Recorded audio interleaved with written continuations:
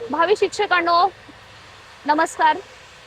पवित्र पोर्टल शिक्षक भरती टेट 2025 संदर्भात सध्या तुमचं सेल्फ सर्टिफिकेशन झालेलं आहे आणि अर्थात उमेदवारांचं रजिस्ट्रेशन सुद्धा झालेलं आहे. परंतु शालेय शिक्षण आणि क्रीडा विभागाने नवीन 4-5 नियम नवीन शिक्षक भरतीमध्ये लावलेले आहेत. त्यातल्या काही मुद्द्यांसाठी आपल्या शिवनिटी फाउंडेशनच्या माध्यमातून आपण पाठपुरावा सुद्धा केला होता.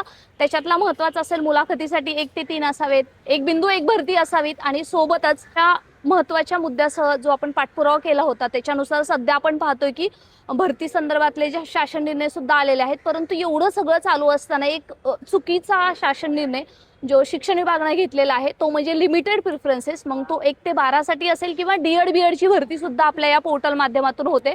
त्याच्यामध्ये 50च फक्त उमेदवारांना प्रिफरन्स अशा संदर्भाचा त्यांनी नियम काढलेला आहे. म्हणूनच शिवनिटी फाउंडेशनच्या माध्यमातून आज आम्ही सर्वांनी मंत्रालयात भेट घेतली आणि लकीली आज आयुक्त साहेब सुद्धा मंत्रालयात होते.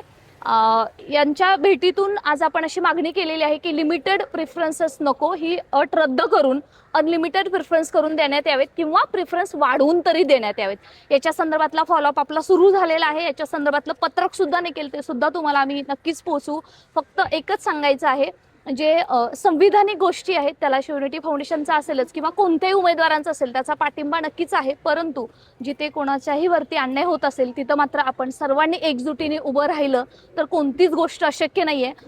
लिमिटेड प्रिफरन्सेस हा काही तितकासा अन्यायकारक नाही असं काही उमेदवारांचं म्हणणं आहे. काही उमेदवारांचं म्हणणं आहे की तो खूप अन्यायकारक आहे. तुम्हाला काय वाटतं ते कमेंट सेक्शनमध्ये नक्की लिहा, कारण फार महत्त्वाचं आहे तुमचं मत काय आहे.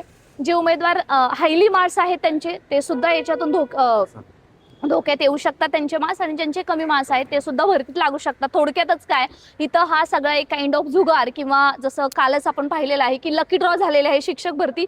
पाहूयात याच्यामध्ये काय निर्णय घेतले जातात आहे. परंतु आपण जी मागणी केलेली आहे त्याला यश मिळेलच आणि त्याच्या संदर्भात सक्सेसफुली आपण पाठपुरावा सुरू केलेला आहे.